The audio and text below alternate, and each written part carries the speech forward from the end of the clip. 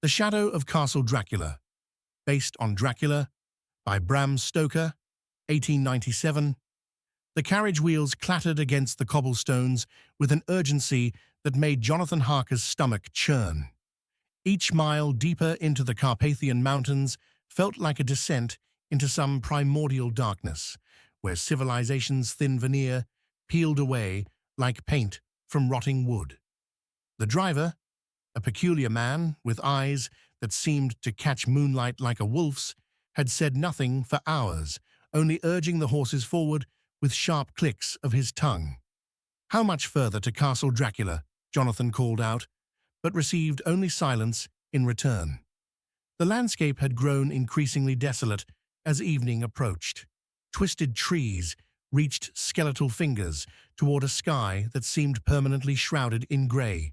Villages became sparse, then disappeared entirely, leaving only the occasional crumbling stone cross by the roadside. Memorials to what? Jonathan could only guess. When the castle finally emerged from the mist, it was less a structure than a wound carved into the mountainside.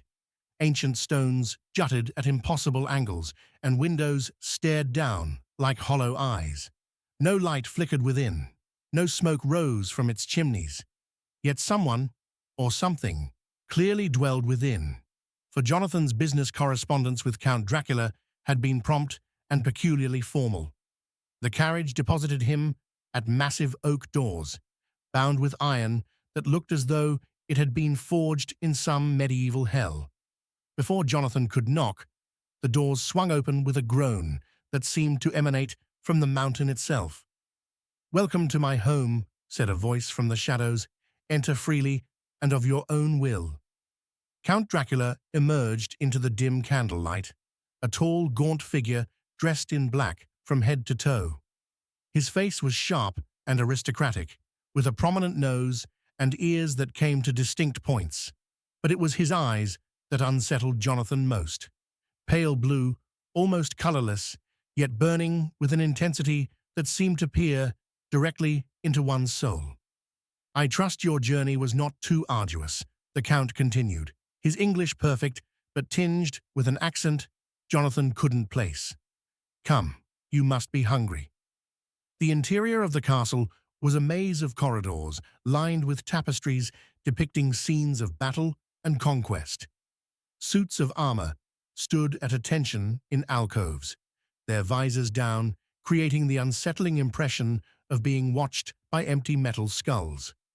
The dining hall where the Count led him was vast and cold, with a table that could have seated 50, though only one place was set. "You will not join me?" Jonathan asked, noticing the Count remained standing. "I have already dined," came the reply, though Jonathan could have sworn he glimpsed something red staining the corner of the Count's mouth. As the meal progressed, or rather, as Jonathan ate alone, while his host observed with unblinking intensity, strange details began to accumulate. The Count cast no reflection in the ornate mirror across the room. When a servant appeared to clear the dishes, Jonathan noticed the man moved with the jerky, unnatural gait of a marionette.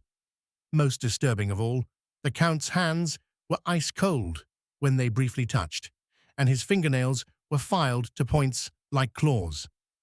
"Tell me of London," the Count said suddenly, leaning forward with hungry interest. "The people there, are they healthy? Do they sleep soundly at night?" The questions struck Jonathan as odd, but he answered as best he could, describing the bustling city and its inhabitants. With each detail, the Count's eyes seemed to glow brighter, as though Jonathan were feeding some terrible appetite. "Excellent," the Count murmured, "most excellent indeed." That night, Jonathan lay in his appointed chamber, listening to sounds that had no place in any civilized dwelling. Somewhere in the walls, things scratched and skittered. From the courtyard below came howls that might have been wolves, though they sounded almost human in their anguish. As sleep finally claimed him, Jonathan's last conscious thought was a growing certainty that he had not come to Castle Dracula as a guest.